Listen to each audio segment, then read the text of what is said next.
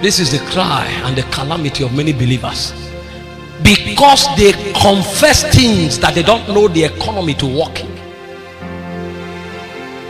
If you don't understand the economy, your confessions can help you. When the spirit wants to encounter you, there are many dynamics of the spirit that is activated. Spirits will always woo you to where they are. So most times when a spirit wants to encounter you, he will first of all initiate either a burden or a summon in your spirit man. You may be doing and living your life comfortably until one day you lose your peace and you are finding out what is the matter, and there is no cognitive word to interact, to interpret it. A spirit is beginning to summon you.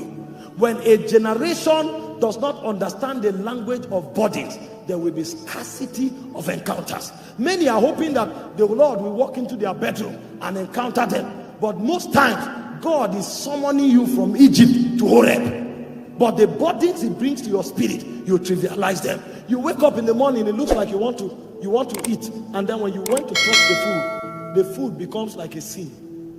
You want to eat it, it looks like a sin. There is an encounter at the corridor. So the Holy Ghost is trying to get you to turn to him. If you fail to pay attention to that body, you will abort an encounter. Moses was in Egypt doing very well. He was one of the candidates that will become princes or kings to inherit Pharaoh, to succeed Pharaoh. But a day came, all of a sudden, Moses was troubled. Why are the Israelites being malhandled? I am also an Israelite. He thought it was a body. He stepped out and he wanted to kill every Egyptian. It was not about killing an Egyptian. The encounter of his destiny was coming to him in form of a body. And Moses will not interpret it correctly. How many Egyptians will you kill? It was not about the Egyptians. It was about the calling that was upon his life. So when God wanted to turn his attention and draw him from Egypt, he put a burden in his heart. In that dissatisfaction, he was supposed to seek God. There are times when you sit down, you become dissatisfied with the state of your family. How come people are struggling to get married while we are beautiful? It's not about marriage. An encounter is inviting you. Many times you sit down, why are debts in this family? It's not about the debt. An encounter is inviting you. Many times you are troubled, why is nobody succeeding? Are we not supposed to? Are we not good enough? An encounter is inviting you. When a burden begins to come to your spirit, shut down.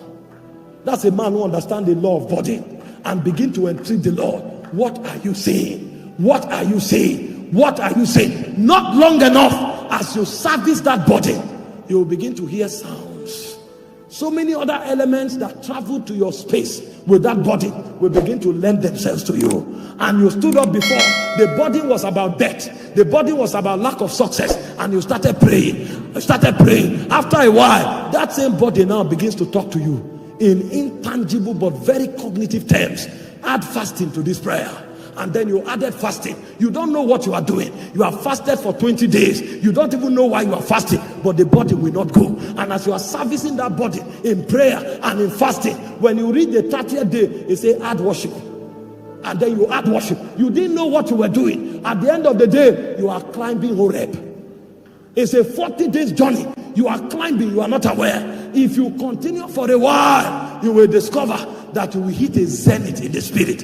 And one day, the same prayers you have been praying, the same fasting you have been fasting, while you are yet fasting, you will encounter the Father and he will begin to speak to you.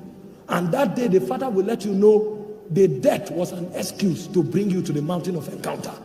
Daniel said, I understood by books that the years of captivity of Israel was supposed to be 70. And then he began to entreat the Lord for 21 days. He thought he was praying for Israel's deliverance. When he prayed for 21 days, an angel showed up. He said, I was giving speed to fly fast, to meet you and to give you skill and understanding. So the prayer activated an encounter with the cherubim. But Daniel thought it was a body. Most of the encounters that would have changed your life, they came to you in form of bodies, but you were not aware, so you aborted them. You woke up in the morning, you felt like fasting. You say, oh boy, this is no easy. Maybe tomorrow. Tomorrow may not be the Kairos moment.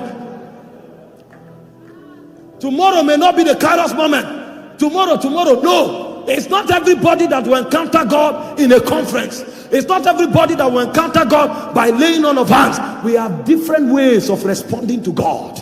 And God knows the way he fabricated you in the studio of eternity. So many times he knows the language that will reach you fast is the language of burden, because you are a man that pay attention to details, and he brought burden, but you aborted it. How many? This is the cry and the calamity of many believers, because they confess things that they don't know the economy to work in. If you don't understand the economy, your confessions can help you.